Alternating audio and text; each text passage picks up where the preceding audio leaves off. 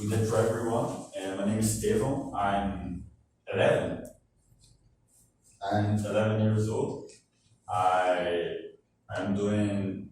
finished my first year of administration at UNIP. And here in this slides, I'm going to show the benefits of reading. Because I always like to read. I always like reading in school, my house, to pass the time. And I think it's a very, very important activity to do that not a lot of people do nowadays. Maybe because they don't have time, or because they also don't. Because technology also evolved, and we have cell phones, and we read plenty e-books and everything else. So we're going to talk about 4 major benefits of reading. The first one is stress reduction. A book is very simple to pick up and read. You can, depending on your type of your knowledge or what interests you, you can read other books. You can read comics. You can read academic studies or something else you like. You can use the book reading at a break at work or at school or anything else, a subway, even a bus, if there's time and space to do that. Another, I think the most important part of the books is knowledge. There's a lot of things you can learn with books. I learn a lot with books before the internet. And I think you can, anything you want to learn better or even try to understand something without using the internet all the time, you can get it with books. For example, you can learn a lot. I used to read a lot of history books, because I was thought it an interesting topic. And with this knowledge, I didn't have much trouble at history and geography at school because books help me a lot. We also have memory, which the books you can learn a lot of complicated words that even if you don't understand, you can search it up. And with this memory, you help to decorate more texts, more presentations too, and it helps a lot to keep your mind young and fresh. And also the vocabulary.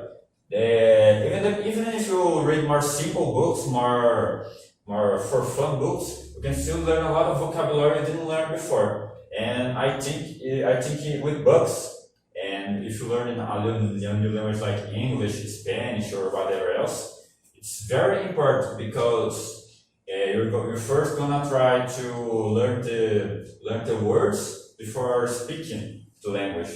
And I think it's very helpful, even if you don't have the vocabulary to speak yet. For example, it can be harder to converse with an English or Spanish speaker. You can still understand what he's saying, and at least try to make your way out of the situation.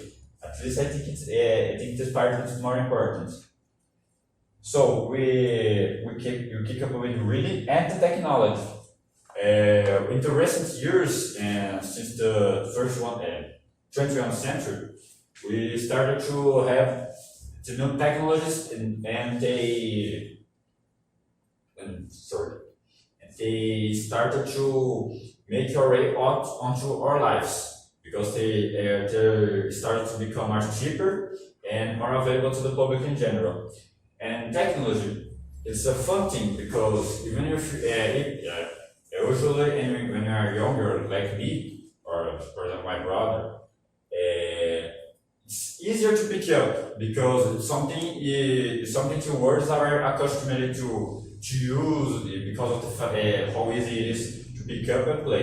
Other people might dislike or might just not have the interest to use it, but the thing is with the actual technology we have like cell phones, like laptops or something, you can still learn a lot independent of age. But one thing that I don't like about technology, and that's a problem that I see myself, because you can see the technology, they diminish the literacy, reading and writing. because it's so much easier to pick up the cell phone and type. And we usually cell phones usually use a lot of slang words. We usually reduce or resume a lot of words because usually we're gonna talk in a more casual way.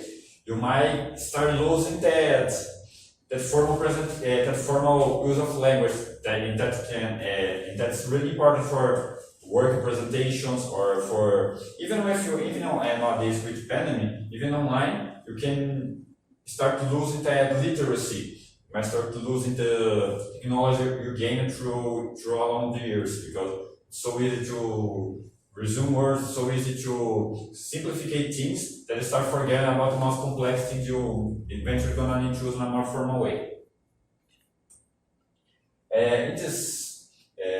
In this graphic I'm showing here, it's a very important and interesting one to show. Who reads the most? In this topic here, it's very interesting to see, because the first 3 countries that have more time of read per week, it's India, Thailand, and China. It's interesting to show that because they usually, those 3 countries, they have at least 8 to 10 years per week of reading. That's a lot. It's like half a day. And it's another interesting thing is that how it's clearly divided there. Normally, I would think more developed countries like United States, Canada, Australia, or even those countries here, you might think, well, they're more developed, they read more, they might know more. But that's not what happens, and that's interesting, because the 5 countries here, the 2 countries I mentioned, and Philippines and Egypt, the top 5 countries, they're all, put it that way, they are not exactly third world countries, and what you say nowadays, countries in development like Brazil, and none of them are located in America, not even to Alaska to Argentina. And that's very interesting, because you see, countries that read the most are Russia, are China, are India, are the Southeast Asia, are Asian countries, and they're usually much more undeveloped. They don't have most of the population are composed by middle to lower class people. And what you can see here, we don't have any kind of information about the African countries, because there's not since there's a lot of conflict between territorial, historical, etc. You can usually put that they don't have also too much of reading. And in America, for example, we have a lot of countries like United States, even Canada, which is said to have to be even more developed than the United States. They read far little than anyone else. In Latin America too, we also have a lot of countries that don't have these important studies. And in Brazil, which is sadly one of the worst, the 5 worst, is in 27th place. We only read 5 hours per week of book, which is far too little compared to the rest of the world. Surprisingly, we even shared this position with countries like the United Kingdom, Japan, Korea. Japan and Korea, for example, they are very technological. They're very advanced. They have a very, put it that way, they have a very somewhat conservative culture. And normally, this conservative culture, they like books. They think books are very important, even with many technologies in place. And now I'm gonna talk about. Wait a minute, sorry. Now I'm gonna talk about 2 important readings. One is a Brazilian book, and one is a American book. 2, which both are classics of the literature of the respective countries, and they are basically objects of study in universities and mostly schools. The first one I'm gonna like to talk is the New York Times, which I think everyone who go to listen to 19 journal listen a lot. The New York Times is an international United States journal that is available to everyone and is located on New York, on the city and state of New York. It's very respected there. It's also considered by most of the media as a progressive journal, a progressive left-wing journal, which speaks more about freedom of speech, immigrant rights, the new left politics and such. The second book we'd like to talk about is To Kill a Mockingbird. It's a very important American book that was written in the 60s. And that's an important thing to note, because in the 60s it talks about many of the racial tensions we had at the time. We environmental to an important riot at the time, the Watts riots. And the basic theme, it talks about a black family, if I remember right, a black family, with a young black man that's accused of a crime, and a rich family is called to help him on his defense. And start from this point, a lot of things happen. This book is known for have very strong themes about racism and even racism, sexism, and even rape. But along with these heavy themes that is discussed about in this book, it's also a very, when it's not discussing about that, it's also a very lightweight book. You could say that even sarcastically mocks these themes and the American way of life, with a heavy tone of satire. And the third and last book, I think one of the most important Brazilian books of all time. I had this book in school. It's O Cortiço, or to a more free translation would be Teus Slums or the Hood. In this book, it starts the start of the on the 20th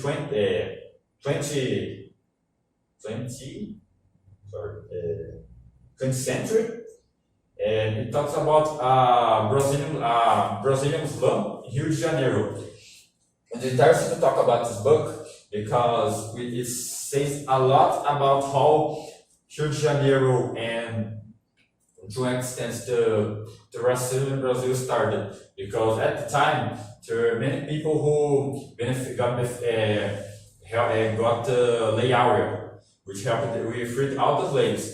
The thing is, even with the law that helped finish the slavery in the country, almost nothing was done to help the black families, and they got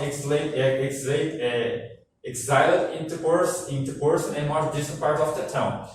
Which, and in the reality, the rich families who owned slaves at the time, they got a lot of help from the government.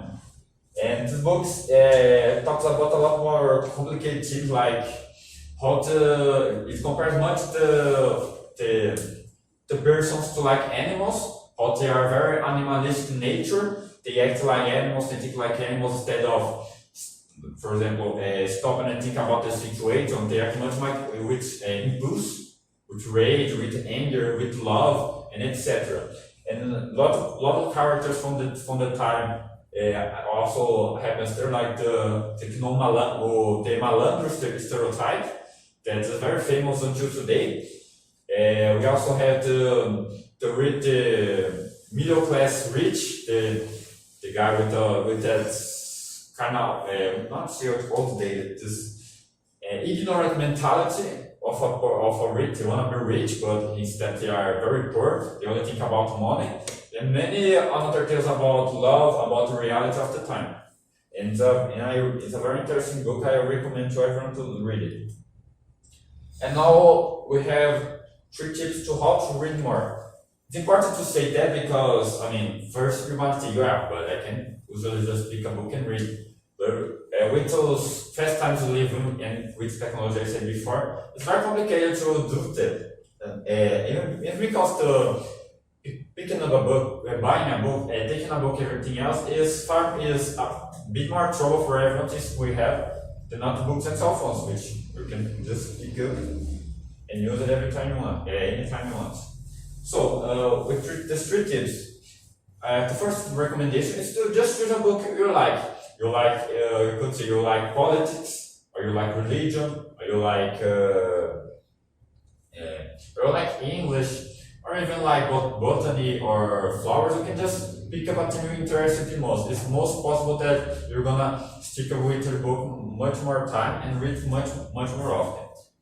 The second one, you can just start reading smaller books. You don't need to start reading 5,000 like a Bible of collection like Harry Potter, like Game of Thrones. I read the first 2 of the book and they're really long and really complicated to just pick up and remember the details. So you can just pick a smaller book like literature classics or comics. Comes a fun way to get interested. And you can use your books to read a few pages. You don't need to read an entire chapter, and you don't need to just stop whatever you're doing and reading 3 hours in a row. You just pick up like at work, like your 10 or 15 minute break, start reading, and then you close and go back to it anytime you like or anything you see fit. So that's the end of my presentation. I would like to thank first English Show, because it helped me improve my English as a whole, and it made me prepare to whatever else we can come with my language. I would like to thank Ricardo também for the opportunity, and I like to thank God, my family, etc. That was our presentation. Anyone have any questions? For me, it's not. Also, thank you for sitting here and watching this. Yes.